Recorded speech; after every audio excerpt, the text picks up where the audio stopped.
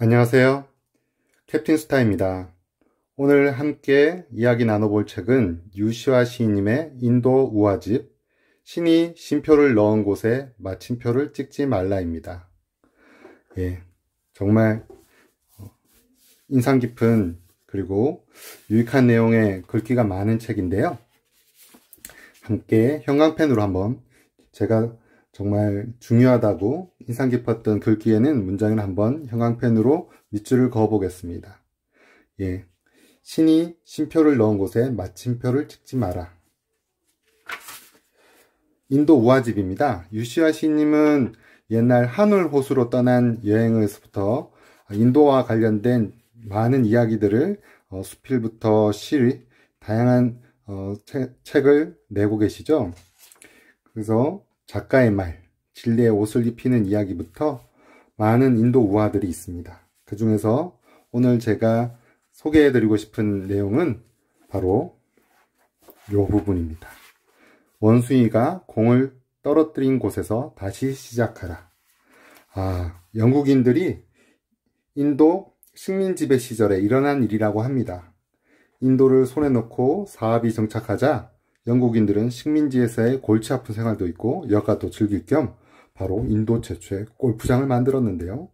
그게 그런데 그렇게 썩 좋은 사실이 아니라는 게 금방 드러났다고 합니다.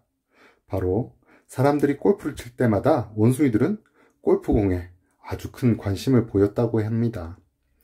그래서 나무에서 기어내려온 원숭이들이 재빨리 필드를 달려가서 공을 집어들거나 골프공을 갖고 장난치면서 엉뚱한 짓을 하면서 경기가 금방 엉망진창이 되고 골퍼들 간에도 시비가 붙기가 일쑤였다고 하죠.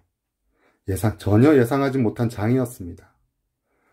처음에 골프장 운영자는 원숭이들을 통제하려고 많은 시도를 했다고 합니다. 골프장 둘레에 높은 울타리를 설치했는데 나무타기 명수인 원숭이들을 막기에는 역부족이었죠. 그리고 재밌었던 게 바나나와 사과 등으로 원숭이들을 유인해서 다른 숲으로 보냈는데 원숭이들은 그 제공된 바나나와 사과들을 먹고 나서 허기를 채우자마자 바로 그 숲에 있는 다른 무리들까지 이끌고 골프장으로 되돌아왔답니다.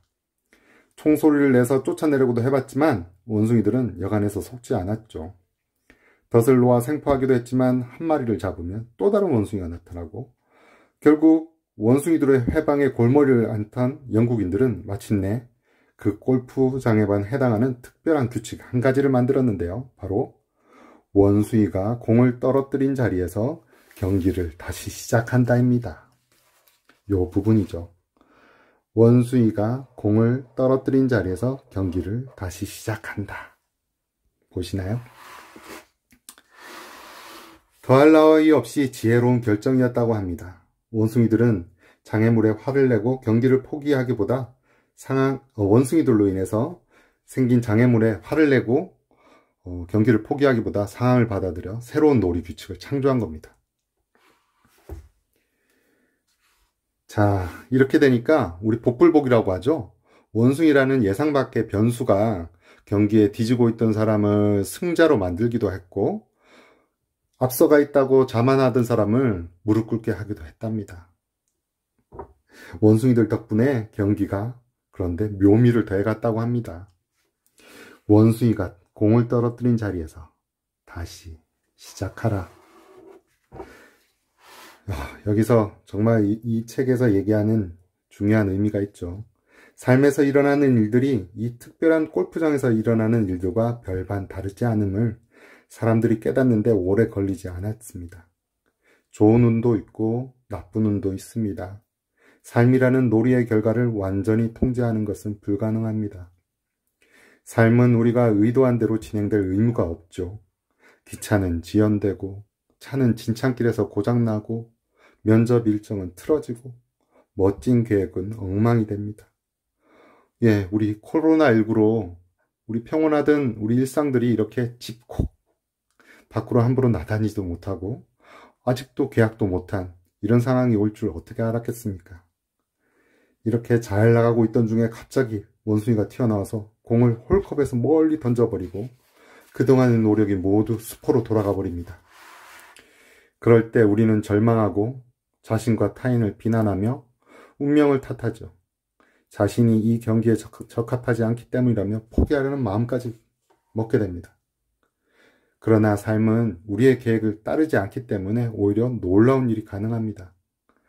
어느 소설가가 썼듯이 지금보다 더 나빠질 수 없다고 생각할 때 더 나빠지고 더 좋아질 수는 없다고 생각할 때 더 좋아지는 것이 인생입니다.